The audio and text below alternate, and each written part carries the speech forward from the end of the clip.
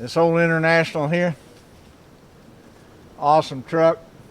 We moved from the panhandle of Oklahoma down to central Oklahoma, hauling cows in the back end, and there was 4 of us sitting in the front seat. I was a freshman in high school, my cousin a freshman in high school, and my dad and my uncle. All 4 of us in that little old cab. While we were traveling, had a blowout on that left rear tire. That was a job changing that with cows in the back. But we got it done. Hey, it came out. Look at that. There's still oil in it. Still got oil in it. That thing will turn over. Every farm has old abandoned cars on the property. These are just a couple that's on ours. The pickup, the old Dodge pickup, was my grandpa's. It's been here since the early 50s. They took parts off it and fixed his other pickup just like it.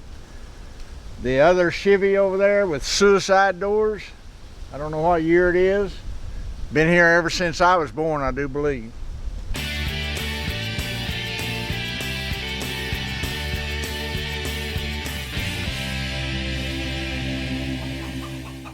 Hi, I'm Lorella, not a farm girl, and usually you're going to see me doing DIY projects, gardening, taking care of animals, but this weekend we are in Oklahoma visiting Chris's parents, and we're going to learn the story behind the cabin in the woods.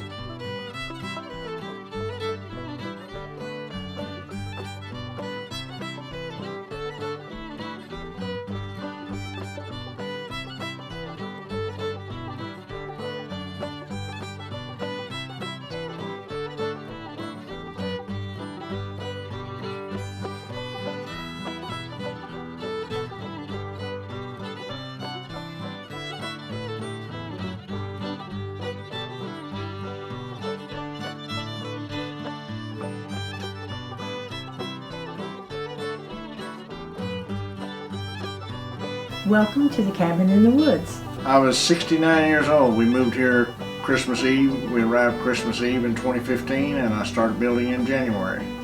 And I was 69. I turned 70 in February of that next year. So you, as a 69-year-old person, a 70-year-old person, moved out here and you built this cabin. Yep, and from the ground up. From the ground up, from the trees in the woods up. I had to cut those down and drag them up here and clean them up and start building. We were in California pastoring a church, and the Lord told us it's time to leave, and the only place we had to go was back home where we had property here in Oklahoma. And all we had was a travel trailer located here under a shed. And I knew I didn't want to live in that. And I said, Lord, what are we going to do? And he said, build a cabin. I thought he was just dreaming because of his age. I didn't think he would be able to accomplish a cabin build like he was talking about by himself. And I knew that I'm not a builder, so I first, told him I wouldn't be lifting the first log. No, all we had was SUV and 4-wheel drive and a trailer that my sister had loaned me. So I'd go to the woods, cut them, load them on the trailer, haul them down here, and put them up. And the first log around the foundation that I put in, I couldn't lift it. I had to give it a hoist and build me a frame for that hoist and lift it up onto the foundation post. But after about 3 rounds, I built my strength up enough to lift up one end and then the other end. We started with the main cabin, which is a 20 by 20. I originally wanted 24, but the trees weren't long enough, and these Oklahoma trees were kind of short and crooked. So I brought it down to 20 foot, and it's a 20 by 20. We built it, and took me a year from January to Thanksgiving to build it and get it where we could move and live in it without running water or bathroom facilities, whatever. We would have to go back and forth between the cabin and the trailer. My sister was at a Home Depot store in a town about 20 miles away and saw someone that knew me, and they asked about how the cabin was going. She told them it was a payday cabin, so it's kind of slow. And they said, well, wait right here, I'll be right back. They went, bought a gift card, brought it and gave it to her, and said, give this to Fred. Don't tell him who, it's anonymous. So I don't know who it was from. She brought it, stopped by and gave it to me, and I looked it up on the internet, see how much it was. I figured $50, $100, whatever. It was $1,000. Wow. Just out of clear blue. And that paid for my subfloor and paid for all the mortar that I used for chinking the cabin.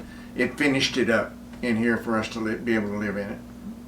These are some of the walls that were chinked in the main cabin here. What we used on this was 80-pound bags of type S mortar. That's structural mortar. It's not the mortar that you use for bricks. It's structural mortar, that way it added some more support to the cabin. Not that it needed it, but I thought it did and put it in there. The way we applied this, I mixed a whole bag, one bag at a time, and put it on a piece of plywood, brought that in here and took a trowel, pointed trowel, and put it on, and then just worked it into the crack as deep as I could get it. I did the outside first, and then I came inside and did the inside. When it dried a little bit, we took a brush and brushed it just to give it some effect. It was too shiny if you didn't brush it. It looked like a too finish. It didn't match the logs that well. My sister, Donna Urban, was a tremendous help in chinking this main cabin. She did everything outside and inside as high as she could reach, which was probably right here, 5 foot or more, plus the 2 foot below the floor line. So she did all of that, and I did the high stuff, and she was just a tremendous blessing to us. When we come to Grandpop's cabin, there's one place for us to stay. Up in the loft. Up in the loft, there's 2 things you need to know. 1, you have to change behind the curtain. And 2, open a window because it gets really hot up here. Well, I like it when it's hot because in the winter when it's cold down there, it's warm up here and I don't have to have as many blankets. Very true, but in the summer, it can be Pretty toasty. very toasty. What's your favorite thing about coming to Grandpop's cabin, Carter? My favorite thing about coming to Grandpop's cabin is probably that I get to go outside and kind of just hang out and be a part of life here at the cabin. And here it's really fun to go out and look at the pond or walk around in the back, find the creek, look at the cave, all sorts of fun stuff. One of my favorite things about coming to Grandpop's cabin is playing all the games with all the family. I really enjoy spending time with all the family. We both worked on the cabin for a couple of weeks. We'd come down and visit during the summer, and while we were homeschooled, we could come down and stay for longer. And I know we helped put up the logs on the side of this main cabin, and then when I came back, I helped chink in here, and I also helped get all the logs up on this ridge pole right here. I helped with that, and then on the other part where the bedroom is, I got to help put some of the logs up on that side as well. So that was really cool. I helped with lifting some of the logs as well. I didn't help with any of the chinking because I wasn't here during that trip. Yeah. We both have our names carved in the wood outside the front door, along with our cousin Juliana. And it has our ages of when they started and finished this first main cabin. I was 16 and you were 14. And we also helped drive in those stakes into the logs. We even had that stake driving competition. What do you guys think of the cabin overall? I love it. It's great. It's excellent. We are far off the beaten path. It's about 2 miles down off the, no, it's 3 miles off the highway. I mean, even our neighbor, one of our neighbors told us, she said, I know that you're building a cabin out there and I know about where you're building it, but I have looked and looked and I can't find it. So that tells you that it's well hidden in the woods, and so it's an appropriate name. I do have an open field out to the west, but I wanted it in the woods, so I put it as much in the woods as I could get it.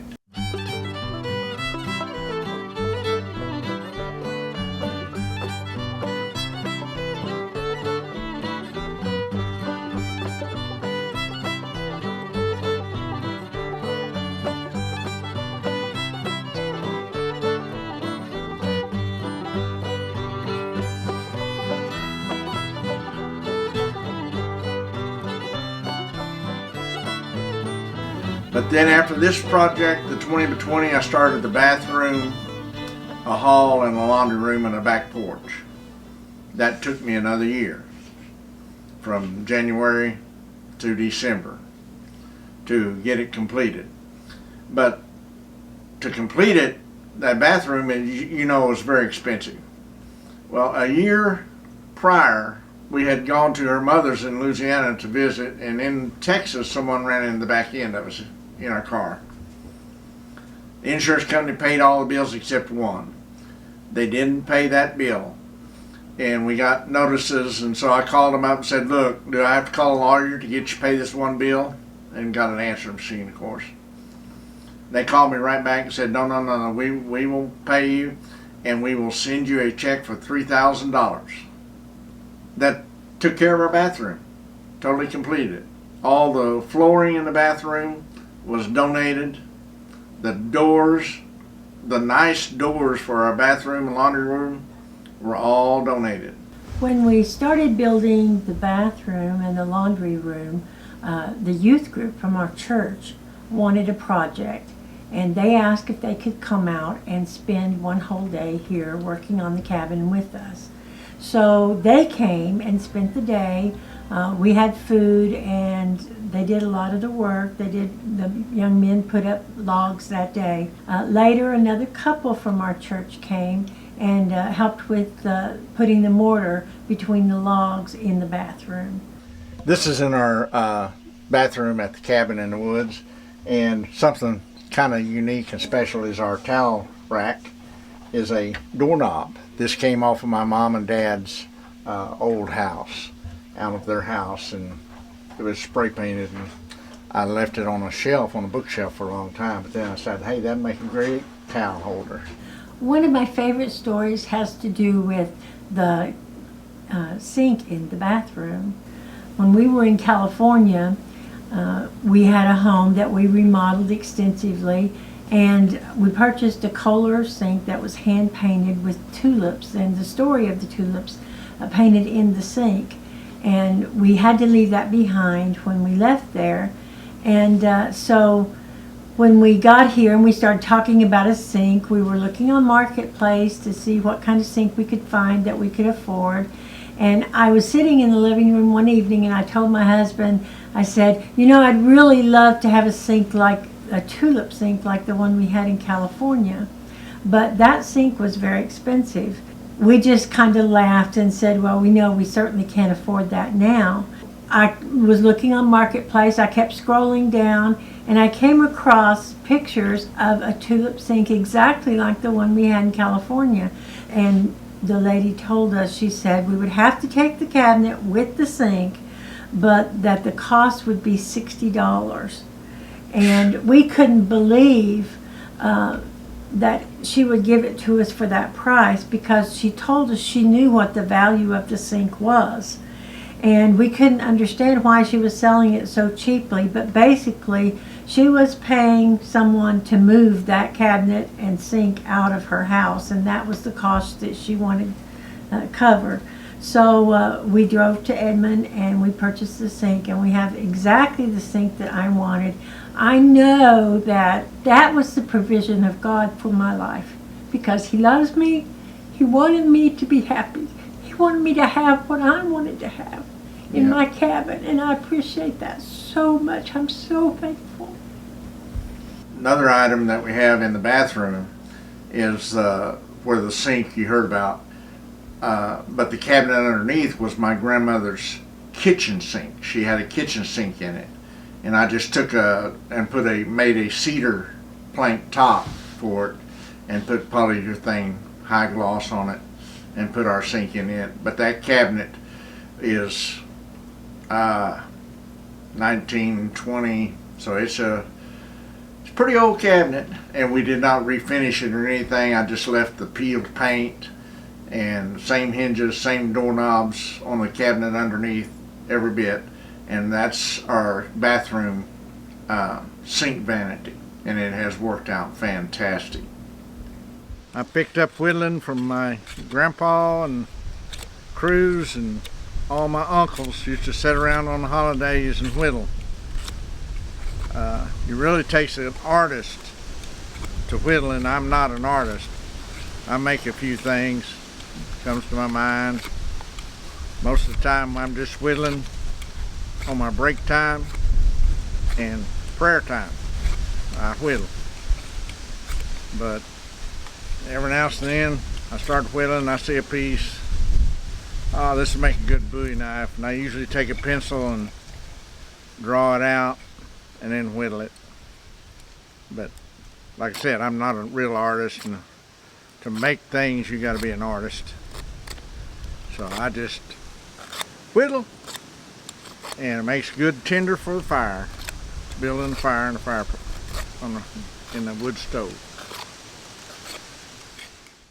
Take a piece of wood, and we mold it, we shape it. Hey, we make all kinds of things. I made a canoe, paddle. I did a little shotgun a long time ago. There's my shotgun. Like I said, it really takes an artist to make things, which I'm not. So most of the time I just whittle and try to create something. Some pieces of wood it's harder to create things out of. That's kind of like a human. God tries to create stuff out of us, but sometimes we're a little stubborn. It takes him a little more work.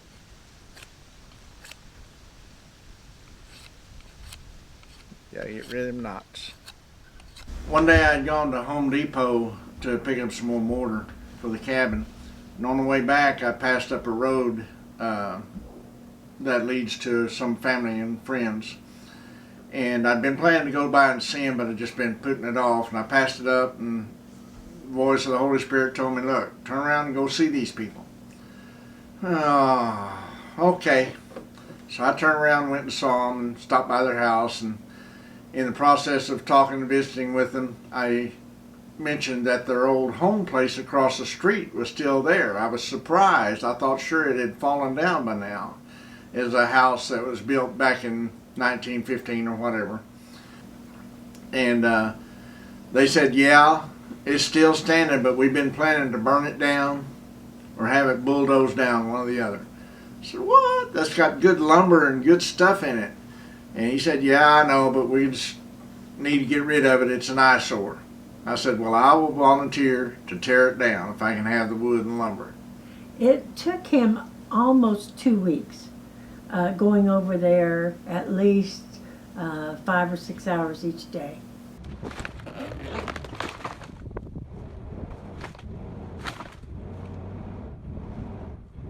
After we finished the bathroom, then we started on the bedrooms.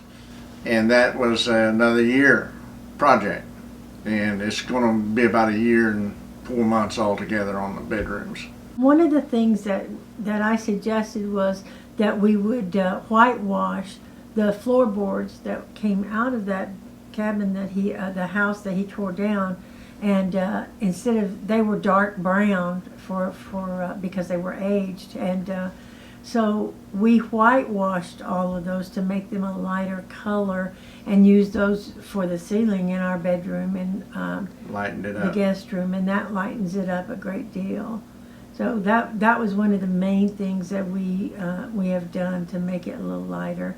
And then making windows, the windows that he built for the bedrooms are very large, and they are custom built, and they let in lots and lots of light. We wanted to be sure that the cabin wasn't really dark and dreary, because it is dark gray all around. I mean, you have dark gray everywhere you look, but we've done, with the bright windows, you see the outside, and the outside comes in, and our land, the trees and the views that we have out our windows are stunning. Lorella, my mom gave me this wonderful trunk. It's made of wood, and it's truly old, and it's 3-tiered. I love it because there's never enough room for storing towels and bedding that you don't use all the time, but you need a place for them from time to time. And this wonderful old trunk was given to me by my mother. I was so excited, and to bring it here from her home in Louisiana, we had to take the door off of our car to slide this big thing into the back seat. It was really a project, believe me, but it was so worth it, and it's such a wonderful addition to the cabin. So the first level has little cut-in handles, and then the second level has little leather handles. Check them out. Just little leather tabs like this. And these little metal things are what holds it in. And then the third level, of course, is the bottom of the trunk. All right, I would like you to list as many things as you can remember that God has provided for this cabin. Windows and doors for the main cabin and the bathroom. Kitchen cabinets, some from California, some from friends in Oklahoma. Yeah. Spray insulation in our main cabin's roof, ceiling. Someone came up to me and said someone has paid for us to come spray your ceiling with foam. I said, come on. Bat insulation for both bedrooms And the closet. and the closet. Floorboards for all of the cabin. Brand new pine doors, one for the bathroom, 2 for the laundry room, and 1 for the bedroom. Someone bought us a brand new dryer just a few months ago. When we were moving into that laundry room, our old dryer died a couple of months before. They came by and visited and said, hey, let's go to Lowe's. We went to Lowe's, they bought us a brand new dryer. When our personal refrigerator died, friends stepped in and brought us, delivered here, a refrigerator, side-by-side refrigerator freezer that had been theirs. The other thing that we got free was when I was in the process, got up to where I needed a pole to support the loft and a ridge pole. I used electrical poles, or telephone poles they're called usually, and someone gave us all we needed of those that I put up for the support of the loft and the ridge line. When we needed lighting, our other son, Jason, provided us with Edison lights to go around the dining room to keep it lit so we could see, and lighting other places in the cabin. That's a blessing from the Lord. And when I needed a planer, a thickness planer to plane the wood down for the floors and other things, my cousin gave me a planer, thickness planer to use. When we first came here, we only had the SUV. And the SUV was going to be used as a truck and wasn't going to be really nice to drive very long. But my cousin, who inherited Toyota car from his mother, asked me would I like to have it, and donated that to me. So I would have my own vehicle to drive when the other vehicle was being used for construction. The kitchen stove was given to us in California before we came. Gift card from Lowe's, that was a real blessing. electrical wiring donated. It had a 250-foot run from the power pole to the cabin. All that wiring was donated. The floor of the loft and the ceiling of the main cabin was a porch that one of my husband's sisters and brother-in-law had at their place that they had taken down and didn't need anymore. And it made a beautiful, beautiful piece for this main cabin for the loft. The church took offerings for us Yeah. a couple of times and just gave us someone in the regular offering, someone would write a check and designate it to be given to us for our cabin in the woods. What would you say to someone else who wanted to build a cabin? What one piece of advice would you give? Plan for hard work. Everything's going to take longer than you think it will. Yeah. But if you have the determination, you can do it. We did it. Thanks for visiting the Cabin in the Woods. Lorella will see you the next time the rooster crows.